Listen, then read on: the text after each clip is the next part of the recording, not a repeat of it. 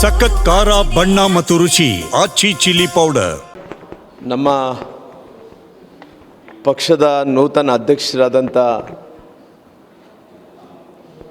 ಏನು ನಿತಿನ್ ನಬಿ ಅವರು ಇವತ್ತು ಆಯ್ಕೆ ಆಗೋಂಥ ವಿಚಾರದಲ್ಲಿ ಪ್ರಕ್ರಿಯೆಯಲ್ಲಿ ಪಾರ್ಟಿ ನಮ್ಮೆಲ್ಲರಿಗೂ ಕೂಡ ಈ ಪ್ರಕ್ರಿಯೆಯಲ್ಲಿ ಬರಬೇಕು ಅಂತೇಳಿ ಆಹ್ವಾನವನ್ನು ಕೊಟ್ಟಿತ್ತು. ಆಹ್ವಾನವನ್ನು ಕೊಟ್ಟ ನಂತರ ನಾವೆಲ್ಲರೂ ಕೂಡ ಕೋರ್ ಕಮಿಟಿ ಸದಸ್ಯರೆಲ್ಲ ಎಲ್ಲರೂ ಕೂಡ ಬಂದು ಈ ಪ್ರಕ್ರಿಯೆಯಲ್ಲಿ ಪಾಲ್ಗೊಂಡಿದ್ದೀವಿ. ಬಹುಶಃ ಭಾಳಷ್ಟು ಸಂತೋಷ ಏನಂದರೆ, ಒಂದು ರಾಷ್ಟ್ರೀಯ ಅಧ್ಯಕ್ಷರು ನಿತಿನ್ ನಬಿ ಅವರ ಆಯ್ಕೆ ವಿಚಾರದಲ್ಲಿ ಕೂಡ ನಾವು ಬಂದಿದ್ದೀವಿ.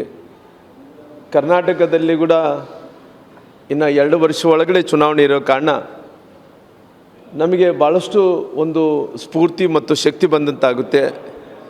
ಈ ಪ್ರಕ್ರಿಯೆಯಿಂದ ಭಾರತೀಯ ಜನತಾ ಪಾರ್ಟಿ ಕೂಡ ಇನ್ನು 2 ವರ್ಷ ಚುನಾವಣೆ ಇರೋ ಕಾರಣ ನಮಗೆ ಕೂಡ ಅನುಕೂಲ ಆಗುತ್ತೆ ಅನ್ನೋಂಥ ವಾತಾವರಣ ಕೂಡ ಕೂಡಿ ಬರುತ್ತೆ. ಹಾಗಾಗಿ ಕರ್ನಾಟಕ ರಾಜ್ಯದಲ್ಲಿ ಇವತ್ತು ಭಾರತೀಯ ಜನತಾ ಪಾರ್ಟಿ ಕೂಡ ನಮ್ಮ ಅಧ್ಯಕ್ಷರಂಥ ವಿಜೇಂದ್ರ ನೇತೃತ್ವದಲ್ಲಿ ಪಾರ್ಟಿ ಸಂಘಟನೆ ಮಾಡೋಂಥ ಕೆಲಸ ಮಾಡ್ತಿದ್ವಿ. ನಾವೆಲ್ಲರೂ ಕೂಡ ಒಕ್ಕಟ್ಟಿಂದ ಕೆಲಸ ಮಾಡ್ತಾಯಿದ್ವಿ. ನಮ್ಮೆಲ್ಲರ ಉದ್ದೇಶ 2028-29 ಲೋಕಸಭೆ ಚುನಾವಣೆಯಲ್ಲಿ ಕೂಡ ಭಾಳಷ್ಟು ದೊಡ್ಡ ಫಲಿತಾಂಶವನ್ನು ಕೊಡಬೇಕು ಅನ್ನೋಂಥ ಕಾರಣದಿಂದ ನಮ್ಮ ಅಧ್ಯಕ್ಷರಾದಂಥ ಸನ್ಮಾನ್ಯ ವಿಜೇಂದ್ರ ಅವ್ರ ನೇತೃತ್ವದಲ್ಲಿ ಪಾರ್ಟಿ ಸಲುವಾಗಿ ಎಲ್ಲರೂ ಒಕ್ಕಟ್ಟದಿಂದ ಪಾರ್ಟಿ ಕೆಲಸ ಮಾಡೋಂಥ ಕೆಲಸ ಮಾಡ್ತಾಯಿದ್ವಿ.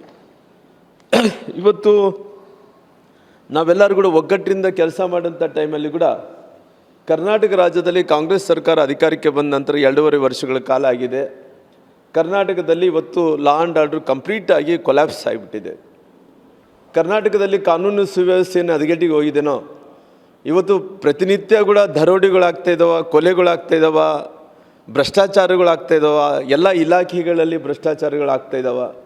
ಆಗೋಂಥ ಟೈಮಲ್ಲಿ ಕೂಡ ಯಾವುದೊಂದು ವಿಚಾರವನ್ನು ಕೂಡ ಕಾನೂನನ್ನು ಯಾವ ರೀತಿಯಲ್ಲಿ ಸೀರಿಯಸ್ ಅಂತ ತಗೋಬೇಕಾಯಿತು, ಈ ಕಾನೂನು ವಿಚಾರದಲ್ಲಿ ಯಾವುದೇ ರೀತಿಯಲ್ಲಿ ಸೀರಿಯಸ್ ಅಂತ ತಗೊಳ್ಳಾರ್ದಂತೆ ಟೋಟಲ್ಲಾಗಿ ಇವತ್ತು ಅತ್ಯಾಚಾರಗಳಾಗ್ತಾಯಿದ್ದಾವೆ, ದರೋಡೆಗಳಾಗಿ ಎಲ್ಲವನ್ನು ಕೂಡ ಆಗೋಂಥ ಟೈಮಲ್ಲಿ ಕೂಡ ಇವತ್ತು ಎಂಥ ಪರಿಸ್ಥಿತಿಯಲ್ಲೂ ಕೂಡ ಸರ್ಕಾರ ಯಾವ ರೀತಿಯಲ್ಲೂ ಕೂಡ ಕ್ಯಾರೆ ಅನ್ನಲಾರ್ದಂತೆ ಇವತ್ತು ಸರ್ಕಾರನ ನಡೆಸ್ಕೊತ ಬರ್ತಾಯಿದ್ದಾರೆ. ಹಂಗಾಗಿ ಮುಖ್ಯಮಂತ್ರಿಗಳು ಕೇಳಿದರೆ ಈ ಲಾ ಆ್ಯಂಡ್ ಆರ್ಡರ್ ಕುಸಿತೈತೆ, ದರೋಡೆಗಳಾಗ್ತಾಯಿದ್ದಾರೆ, ರೌಡಿಸಮ್ ಜಾಸ್ತಿ ಆಗ್ತಾಯಿದೆ. ನಿಮ್ಮ ಸರ್ಕಾರ ಬರಲಿದ್ದು ಮುಂಚೆ ಅಲ್ಲೆಲ್ಲಿ ಪುಡಾರಿ ರೌಡಿಗಳು ಇರ್ತಾಯಿದ್ರು. ಇವತ್ತು ಈ ಸರ್ಕಾರ ಬಂದ ನಂತರ ಇನ್ನು ಮೀಸೆಗಳು ಬೆಳೆದಿರಲ್ಲ, ಇನ್ನು ಮೀಸೆ ಚಿಗುರ್ತಿರ್ತದೆ, ಅವಾಗೆ ರೌಡಿಗಳು ಚಾಕುಗಳು ಹಿಡ್ಕೊಂಡು ಅಡ್ಡಾಡ್ತಾಯಿದ್ದಾರೆ ಈ ಸರ್ಕಾರ ಬಂದ ನಂತರ. ಹಂಗಾಗಿ ಇವತ್ತು ಮುಖ್ಯಮಂತ್ರಿಗಳು ಹೇಳಿದಂಥ ಟೈಮಲ್ಲಿ ಕೂಡ ಕಾನೂನು ವಿಚಾರದಲ್ಲಿ ಬಂದಂಥ ಟೈಮಲ್ಲಿ ಕೂಡ ಡೋಂಟ್ ಕೇರ್ ಅಂತಾರೆ. ಗೃಹ ಮಂತ್ರಿಗಳಂತೂ ಇವತ್ತು ಇದ್ದೂ ಇಲ್ಲಾರ್ದಂತಾಗಿದೆ. ಇವತ್ತು ರಾಜ್ಯದಲ್ಲಿ ಇವತ್ತು ಇಷ್ಟೊಂದು ಅನಾಹುತ ಆಗ್ತಾಯಿದ್ರು ಕೂಡ ಯಾರನ್ನೂ ಕೂಡ ಅರೆಸ್ಟ್ ಮಾಡೋಕ್ಕೆ ಕೆಲಸ ಮಾಡ್ತಾಯಿಲ್ಲ. ಮೊನ್ನೆ ಬಳ್ಳಾರಿಯಲ್ಲಿ ನಡೆದಂಥ ಘಟನೆ ವಿಚಾರದಲ್ಲಿ ಕೂಡ ನಾನು ಗಟ್ಟಿಯಾಗಿ ಧ್ವನಿ ಮಾಡಿದಂಥ ಟೈಮಲ್ಲಿ ಕೂಡ ಅಲ್ಲಿದ್ದಂಥ ಶಾಸಕರಾದಂಥ ನಾರಾ ಭರತ್ ರೆಡ್ಡಿ ಅವ್ರನ್ನ ಅರೆಸ್ಟ್ ಮಾಡೋಕ್ಕಾಗಲಿಲ್ಲ. ನಂತರ ಅಲ್ಲಿದ್ದಂಥ ಒಬ್ಬ ಸತೀಶ್ ರೆಡ್ಡಿ ಅನ್ನೋಂಥ ಗುಂಡನ್ನು ಕೂಡ ಅರೆಸ್ಟ್ ಮಾಡಲಿಕ್ಕಾಗಲಿಲ್ಲ. ಹಂಗಾಗಿ ಇವತ್ತು ನಾವು ನೋಡಿದಂಥ ಟೈಮಲ್ಲಿ ಈ ಸರ್ಕಾರ ಬಂದ ನಂತರ ಗುಂಡಾಗಿರಿ ಜಾಸ್ತಿ ನಡೀತಾ ಇದೆ. ಹಂಗಾಗಿ ಇವತ್ತು ಮುಂದಿನ ದಿನಗಳಲ್ಲಿ ಜನರು ಇದಕ್ಕೆ ತಕ್ಕ ಉತ್ತರವನ್ನು ಕೊಡೋಂಥ ಕೆಲಸ ಮಾಡ್ತಾರೆ. ಇವತ್ತು ಮುಖ್ಯಮಂತ್ರಿಗಳು ಇನ್ನೊಂದು ಏನಂದ್ರಿಗಿನ ಇವತ್ತು ಬಜೆಟನ್ನು ತಯಾರು ಮಾಡ್ಕೊತಾ ಇದ್ದಾರೆ. ಅಧಿವೇಶನ ಕೂಡ ಕರೆದಾರ. ರಾಮ್ಜಿ ವಿಚಾರದಲ್ಲಿ ಕೂಡ ಏನೋ ಚರ್ಚೆ ಮಾಡಬೇಕು ಅನ್ನೋಂಥ ವಿಚಾರವನ್ನು ಇಟ್ಕೊಂಡು ಕೂಡ ಒಂದು ಕಡೆ ಬಜೆಟ್ ತಯಾರನ್ನು ಕೂಡ ಮಾಡ್ಕೊತಾ ಇದ್ದಾರೆ.